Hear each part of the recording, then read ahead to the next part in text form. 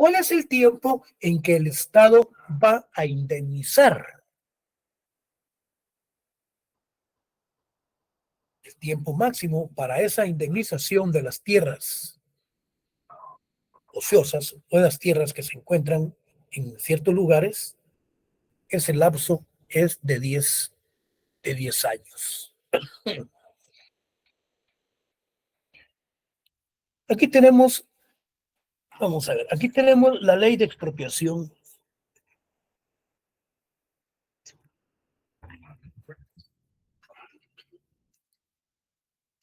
Dice doctrinariamente lo siguiente. Esto es en aspecto doctrinario. Les voy a leer unas 3 líneas. El derecho a la propiedad no es absoluto o perpetuo. Es cierto. Eso lo vimos cuando hablábamos de la posesión y hablábamos de la propiedad. No es perpetuo ni es absoluto, no es para toda la vida. Si se da la expropiación. Entonces, una persona puede ser privada de sus bienes por causas de utilidad colectiva, beneficio social o interés público, debidamente comprobados y previa una justa indemnización. La pregunta es entonces, ¿cuál es el fundamento de la expropiación? Y aquí lo estamos analizando. El primer fundamento se encuentra en el génesis de la expropiación por causa de utilidad colectiva, la cual se basa en la superioridad del derecho público sobre el derecho privado. Es decir, que el derecho público está sobre el derecho privado. El segundo, en la función social de la propiedad. Si no puede justificarse la existencia de este derecho, si no se demuestra que en una época dada es socialmente útil, en consecuencia el legislador puede imponer a la propiedad individual todas las limitaciones que sean acordes con las necesidades sociales.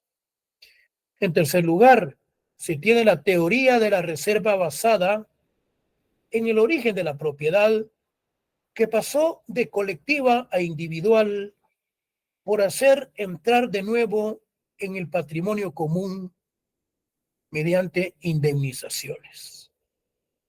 Toda aquella posesión se exija por razones de utilidad pública. Luego tenemos el artículo primero, que habla del fundamento legal. Tenemos el artículo 5, que habla sobre causas de utilidad y de necesidad pública. Los objetos, el objeto de la expropiación. ¿Por qué se está expropiando? ¿Por qué se está privando? Entonces, por causas de utilidad o necesidad pública o por interés social, puede ser objeto de expropiación toda clase de bienes, estén o no en el comercio. Luego tenemos el artículo 10.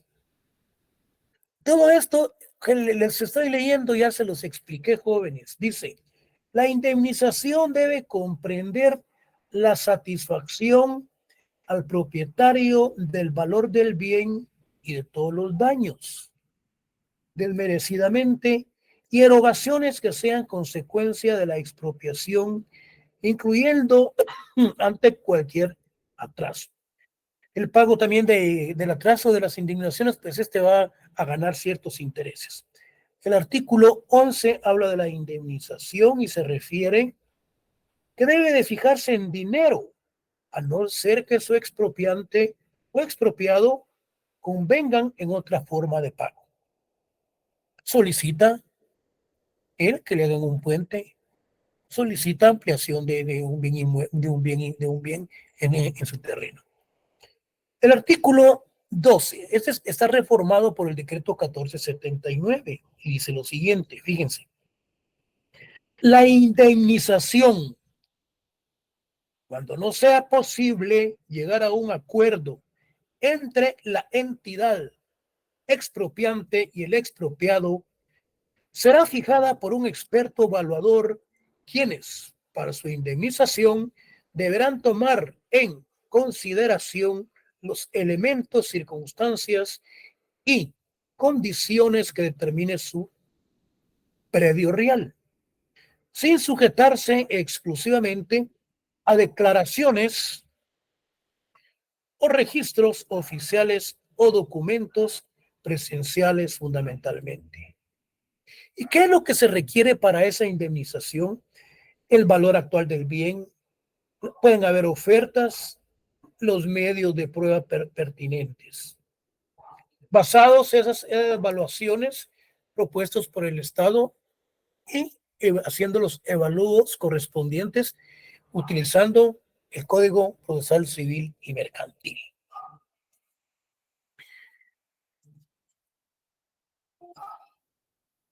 Entonces, la indemnización, jóvenes, ya les mencionaba a ustedes cuáles son los elementos por los cuales se da la misma.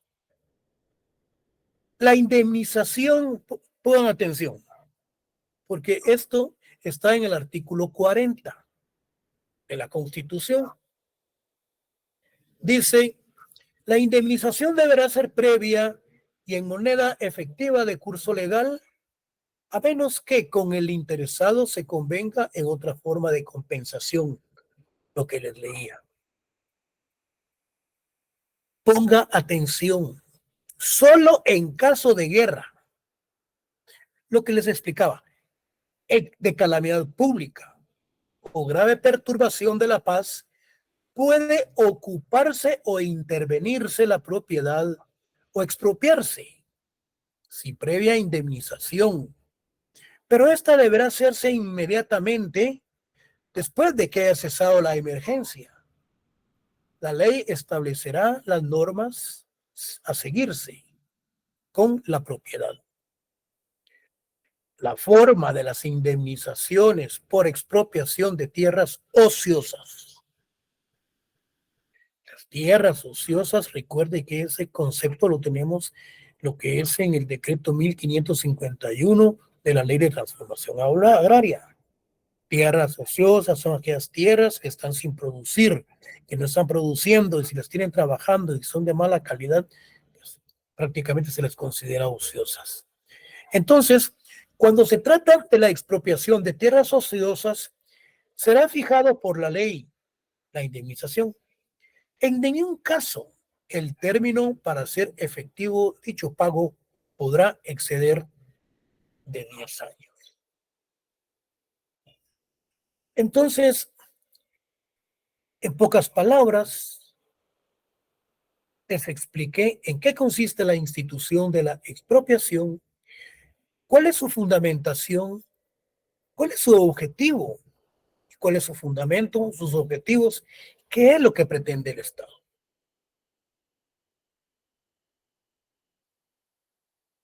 Terminamos con esa institución y pasamos con la siguiente. Si hay alguna pregunta, me la puede realizar en este momento con respecto a la expropiación.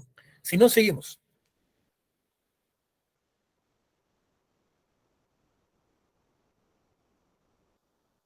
Por mi parte, podemos continuar, licenciado. Gracias.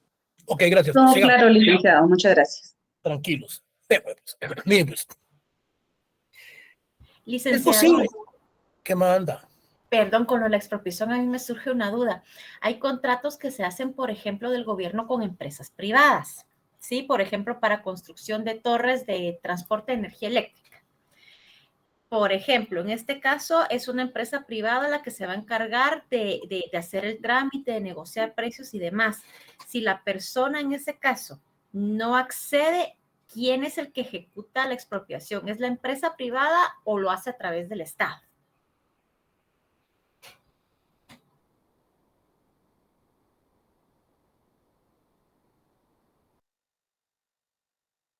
Mire, muy interesante.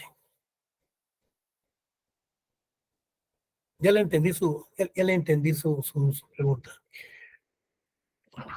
El Estado celebra, fíjense, pues, un contrato con una empresa privada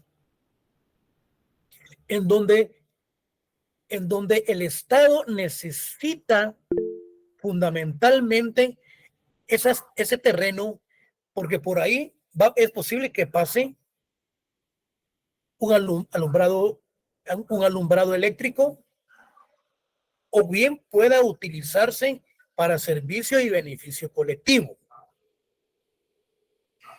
Si no es así, me corrige, compañera. Acá es el Procurador General de la Nación quien tiene que comparecer como representante del Estado para ese contrato de arrendamiento, podríamos llamarle no de paso de servidumbre, sino que es de servicio de carácter social, de interés colectivo. La pregunta de la compañera es, ¿qué sucede si el dueño del terreno puede faltar alguna de las cláusulas?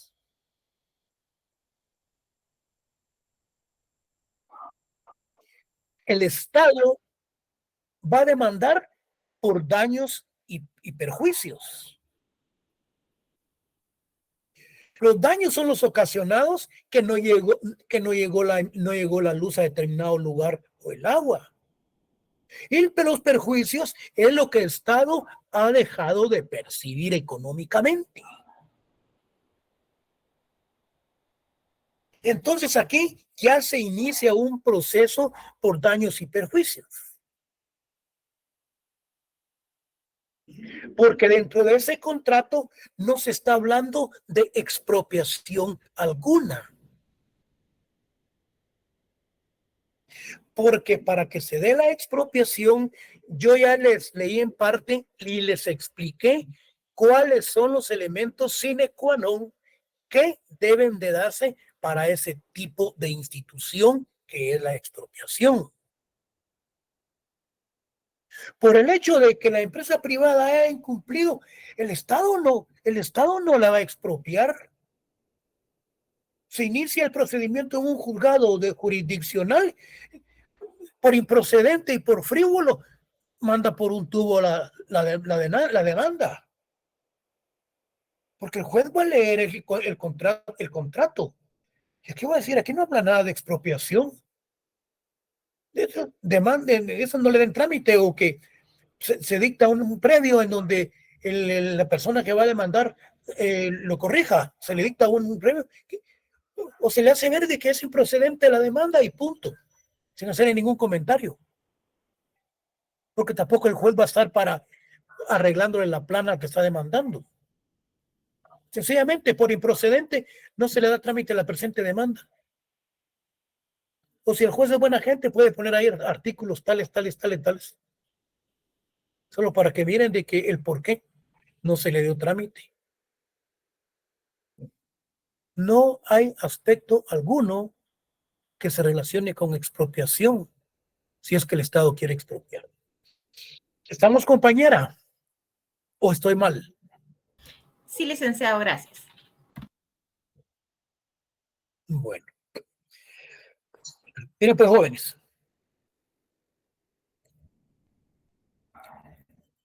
Vamos a entrar con lo que es la ley de parcelamientos urbanos.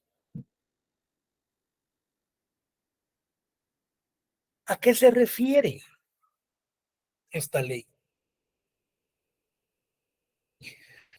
Regularmente, quienes la utilizan son las municipalidades jurisdiccionales. No nos perdamos de vista cuando estamos, por ejemplo, en el examen y se habla de parcelamientos. Ustedes tienen que estar concretos, bien concentrados en los parcelamientos urbanos. Cierran las puertas de su cuarto donde estén examinándose y que nadie los moleste. Porque estamos hablando de parcelas. O sea, esas divisiones que se dan de grandes extensiones de tierra y se van fraccionando. Y de esos grandes parcelamientos se dan las fracciones en donde se convierten otras parcelas, pero de menor área. Eso es sencillo, jóvenes. Son las divisiones que se van dando de grandes extensiones de tierra, en donde de esas divisiones y esos fraccionamientos se van convirtiendo otras parcelas, pero de menor tamaño. ¿Qué nos dice el artículo 1?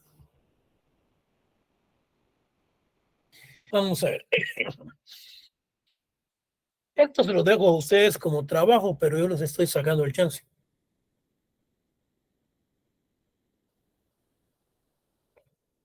Esto ustedes tienen que estudiarlos por su cuenta, porque solamente se dan los artículos para que ustedes los analicen y los estudien.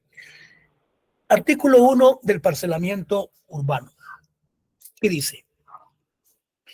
Parcelamiento urbano es la división de una o varias fincas, con el fin de formar otras, pero de menores áreas. Tal operación debe ajustarse a las leyes y reglamentos de urbanismo y a los planos reguladores que cada municipalidad ponga en vigor de conformidad con la autonomía de su régimen. Artículo 2. Toda persona individual o colectiva que directa o indirectamente se dedique con ánimo de lucro a efectuar operaciones de las conceptuadas en el artículo anterior queda obligada a registrarse en las municipalidades a cuya jurisdicción corresponda el inmueble que se va a parcelar.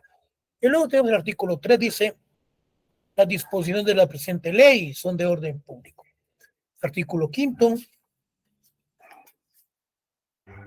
las ventas de fracciones de terreno solo podrán efectuarse con la previa autorización municipal y para ello se comprobará antes de entregarlas, como por ejemplo que las obras de urbanización figuren en los planos, que el propietario o gestor del parcelamiento ha fijado el precio, que se ha efectuado la nueva declaración. Bueno, y ahí hay otros dos incisos más. Entonces, esta ley de parcelamientos está regulado con el decreto 1427 del Congreso de la República. En efecto, se refiere a esas divisiones, a esos fraccionamientos que se realizan a grandes extensiones de tierras y se fraccionan terrenos o bien otras parcelas, pero de menor tamaño. Bueno, vamos a terminar con esto.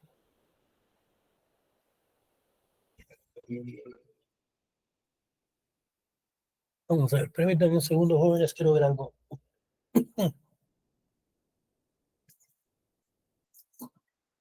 Estoy cargado de libros acá para consultas.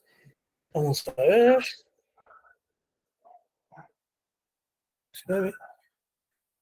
Bueno, muy bien.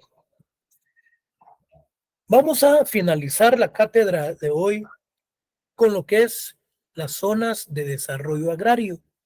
Decreto 60-70. Miren,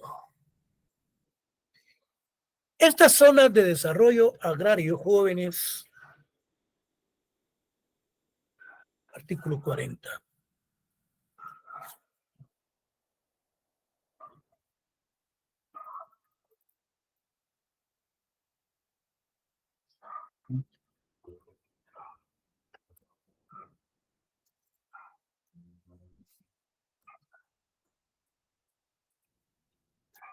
Zonas de desarrollo agrario, artículo 40 del decreto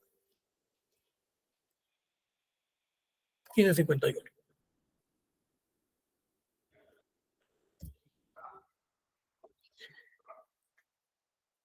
Pongan atención. Solo con poner atención, esto se queda. ¿Cuáles son las zonas de desarrollo agrario, jóvenes? Estas zonas de desarrollo agrario, quiero decirles que se encuentran en la jurisdicción territorial, en el marco geográfico. Podemos hablar del Quiché, podemos hablar de Huehuetenango, podemos pasar por Fray Bartolomé de las Casas, por Cobán, Baja Verapaz, y podemos llegar hasta Izabal.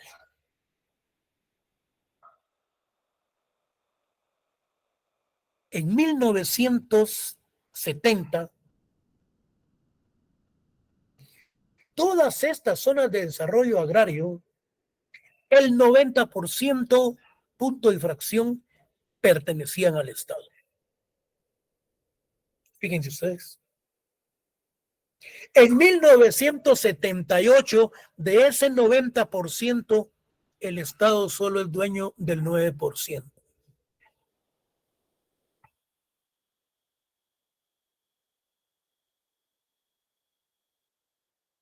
Ustedes se preguntan qué ha sucedido. ¿Por qué desapareció el Instituto Nacional de Transformación Agraria? Lo dejaron una pajilla.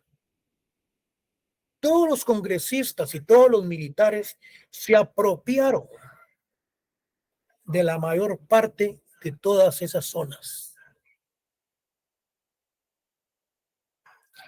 Lo que se pretendía de parte del Estado, pero con políticas gubernamentales, era la industrialización,